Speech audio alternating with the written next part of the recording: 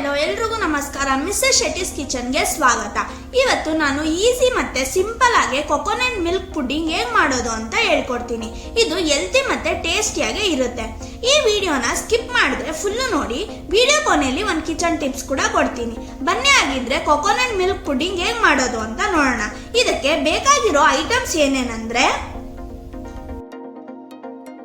ತೆಂಗಿನ ತುರಿ, ಕಾರ್ನ್ಫ್ಲೋರ್, ಸಕ್ಕರೆ, ಏಲಕ್ಕಿ ಮತ್ತೆ ತುಪ್ಪ. ಈಗ ಒಂದು ಜಾರ್ಗೆ ತುರಿದಿರೋ ತೆಂಗಿನಕಾಯಿನ ಹಾಕೊಳ್ಳೋಣ. ನಾನಿಲ್ಲಿ ಒಂದು ಮೀಡಿಯಂ ಸೈಜ್ದು ತೆಂಗಿನಕಾಯಿ ತಗೊಂಡಿದ್ದೀನಿ. ಇದಕ್ಕೆ ವೆನಿಲಾ ಎಸೆನ್ಸ್ ಕೂಡ ಹಾಕೋಬಹುದು. 2 ಏಲಕ್ಕಿ ಹಾಕೋತಾ ಇದ್ದೀನಿ, ಇದು ಫ್ಲೇವರ್ಗೋಸ್ಕರ. ಸ್ವಲ್ಪ ನೀರು ಹಾಕೊಂಡು ನುಣ್ಣಗೆ ರುಬ್ಕೋಬೇಕು. ನೋಡಿ, ಈ ಕನ್ಸಿಸ್ಟೆನ್ಸಿಲಿ ಇರಬೇಕು.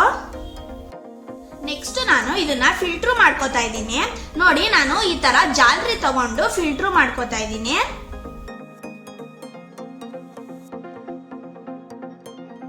ಒಂದು ಸ್ಪೂನ್ ತಗೊಂಡು ಚೆನ್ನಾಗಿ ಪ್ರೆಸ್ ಮಾಡಬೇಕು.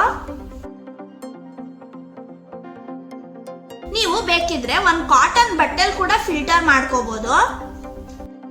ಹಾಲೆಲ್ಲ ಫಿಲ್ಟರ್ ಆದ್ಮೇಲೆ ಈ ತರ ತೆಂಗಿನ ತುರಿ ವೇಸ್ಟ್ ಮಾಡಲ್ಲ.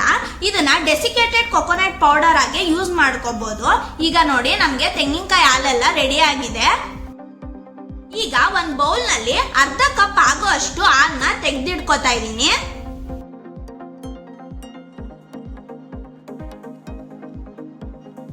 ಇದಕ್ಕೆ 2 ಸ್ಪೂನ್ ಕಾರ್ನ್ಫ್ಲೋರ್ ನ ಹಾಕೊಂಡು ಗಂಟು ಇಲ್ದಿರೋ ತರ ನೀಟಾಗಿ ಮಿಕ್ಸ್ ಮಾಡ್ಕೊಳ್ಳೋಣ. ಈ ಮಿಲ್ಕ್ ಪುಡ್ಡಿಂಗ್ಗೆ ಇದೇ ಮೇನ್ ಇಂಗ್ರೀಡಿಯೆಂಟ್ಸ್.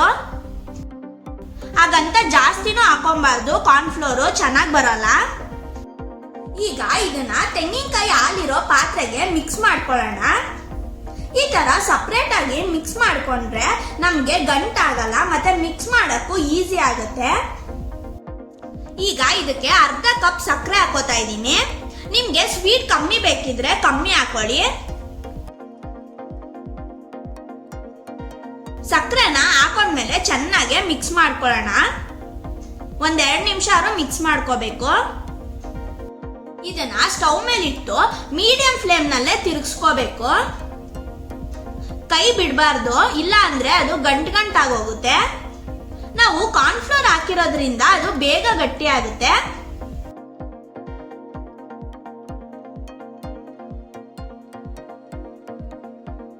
ಇದೊಂದು ಡಿಫ್ರೆಂಟ್ ರೆಸಿಪಿ, ನೀವು ಟ್ರೈ ಮಾಡಿ, ಚೆನ್ನಾಗಿರುತ್ತೆ.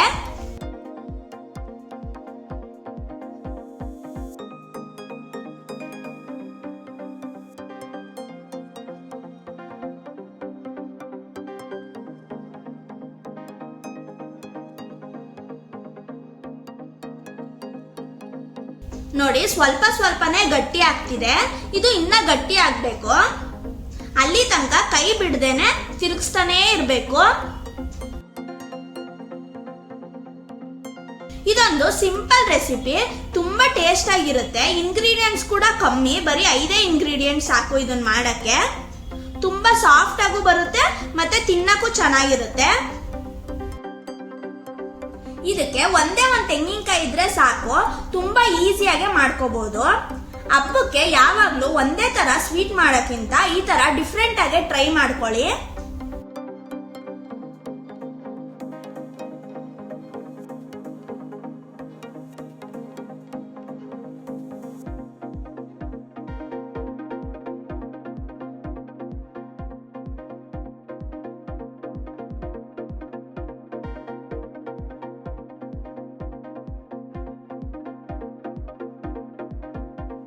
ನೋಡಿ, ಇದೆಷ್ಟು ಗಟ್ಟಿ ಆಗ್ತಿದೆ.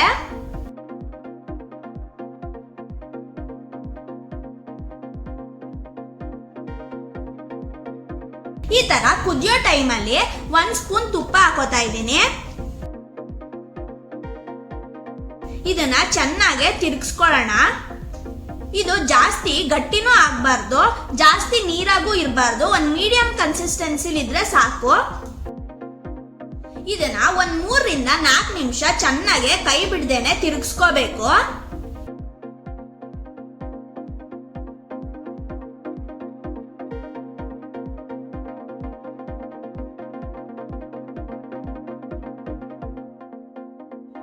ನೋಡಿ, ಈ ಕನ್ಸಿಸ್ಟೆನ್ಸಿ ಬಂದ್ರೆ ಸಾಕು.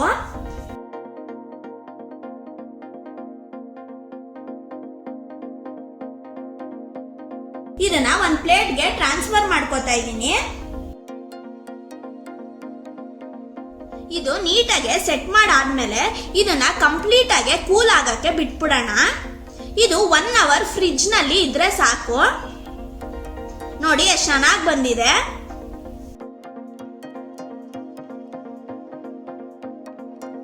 ಈಗ ಇದನ್ನ ಕಟ್ ಮಾಡ್ಕೊಳ್ಳೋಣ. ನಾನು ಡೆಕೋರೇಷನ್ಗೆ ಬಾದಾಮಿ ಮತ್ತೆ ಗೋಡಂಬಿನ ಯೂಸ್ ಮಾಡಿದ್ದೀನಿ.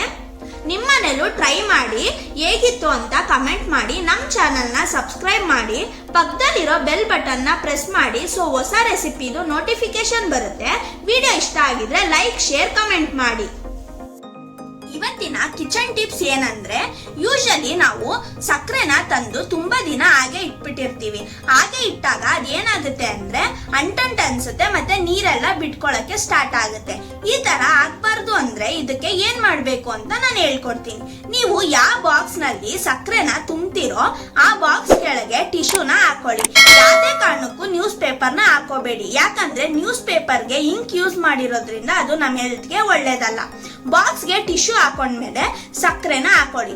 ಈ ತರ ಮಾಡಿದ್ರೆ ಟಿಶ್ಯೂ ಪೇಪರ್ ಶುಗರ್ ನಲ್ಲಿರೋ ಮಾಯಿಶ್ಚರೈಸರ್ ಎಲ್ಲ ಅಬ್ಸರ್ವ್ ಮಾಡಿ ತುಂಬಾ ದಿನ ಉದ್ರುದ್ರಾಗೆ ಇರುತ್ತೆ. ಮತ್ತೆ ಇದಕ್ಕೆ ಸ್ವಲ್ಪ ಲವಂಗ ಹಾಕೋದ್ರಿಂದ ಇರುವೆಗಳು ಕೂಡ ಬರಲ್ಲ. OP ಟಿಪ್ಸ್ ನಿಮ್ಗೆ ಇಷ್ಟ ಆಗಿದೆ ಅಂತ ಅನ್ಕೋತೀನಿ. Thank you.